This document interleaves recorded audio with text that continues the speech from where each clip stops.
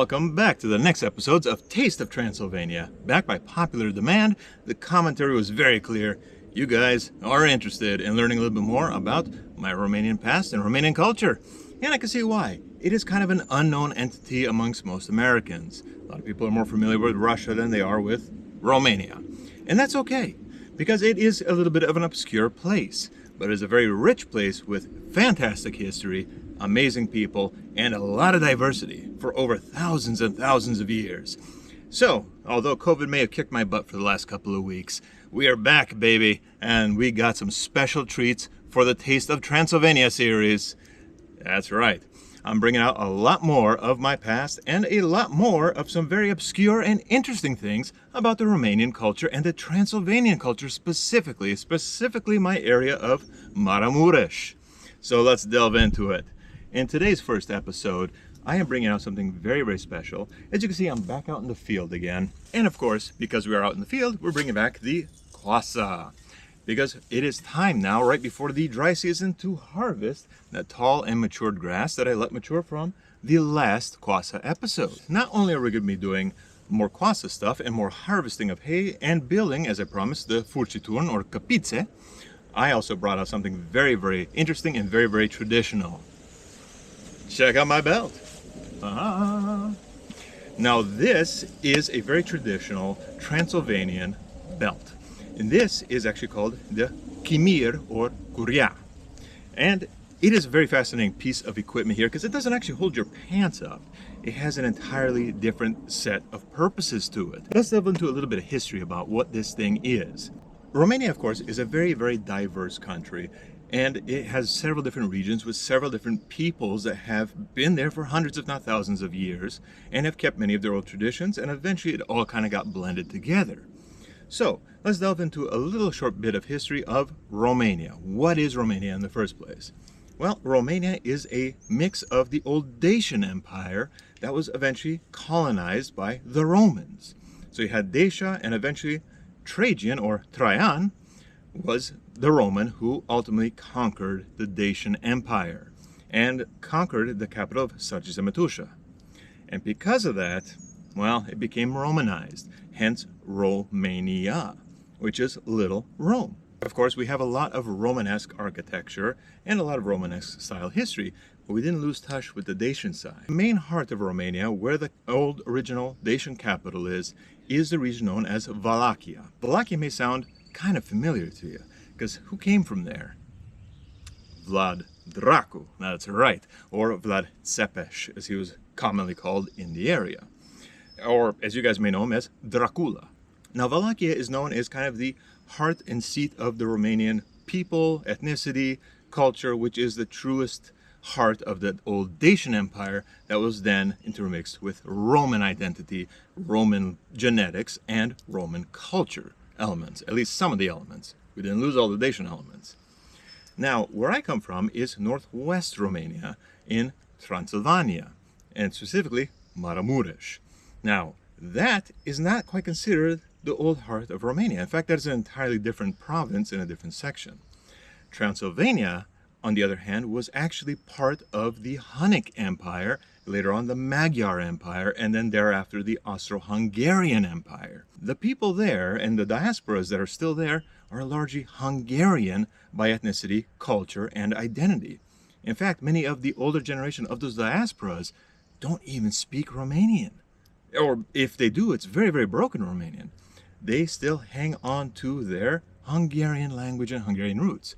In fact, my mother is actually from the Hungarian ethnicity of Transylvania. Her entire family is Hungarian. Matter of fact, many of her relatives don't even speak Romanian. They speak Hungarian, purely. That's it. That's all they've ever grown up with, and they stayed very insular.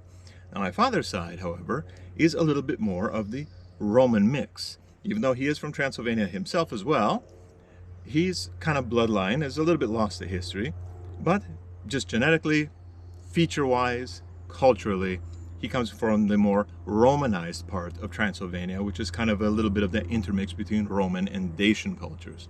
But because it is still part of Transylvania and it was still part of the Hungarian entity and empire, a lot of our Hungarian roots are still very alive in our Romanian Transylvanian traditions. And that's what brings me to this stylish piece of amazing utility and architecture. This is, as I mentioned earlier, the Chimir or Curea, or in Hungarian, the Tusho or Tuso. I have to apologize, my Hungarian is horrible because I didn't really grow up with my mom's side of the family. I grew up with my dad's side, so we're largely Romanian speakers. But I have a little bit of exposure to Hungarian, just my pronunciation sucks. So I do apologize to any Hungarians out there that are watching. Feel free to correct me. I would love to learn the language much better. But let's delve into what this thing actually is. This is a very traditional utility belt from the region. And what this thing does is a couple of amazing and very unique features here. As mentioned, it is of course your utility belt. You wear this out in the field, especially when you're up in the hills and you're harvesting with your Coasa. And the reason why you do this is you have a little pouch here. In this pouch, we would often keep a very traditional river stone that has a hard grit to it. And we would use that hard river stone to top up the blade and resharpen our Coasa. Because of course, as you're cutting throughout the day, you're going to have to top it up a couple of different times and touch up your blade.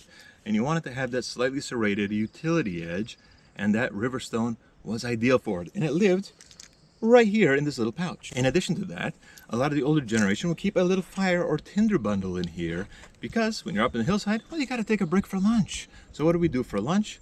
We made a little campfire and we brought corn flour to make mamaliga cu brânză, which is essentially our version of polenta with cheese.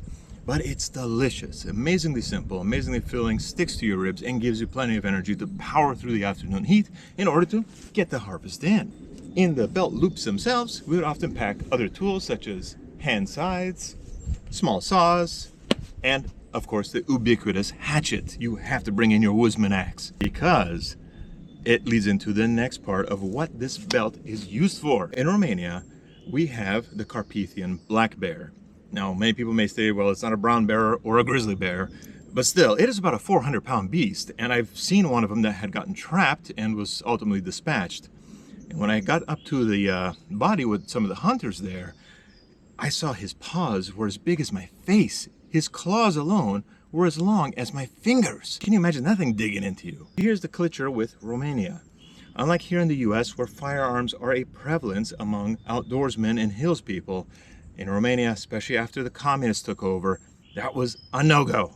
Everything was confiscated, and if you got caught with a firearm, you'd be facing life in prison. If you got caught with a single round of ammunition on your person, that's 10 years. If you got caught even with an empty shell casing, that's 10 years, or 5 at bare minimum. It was a very, very harsh ruling. Unfortunately for us woods people, we didn't have an option to really protect ourselves from black bear, other than trying to look big as we possibly can, making a crap ton of noise, and trying to whack them with a stick if we can.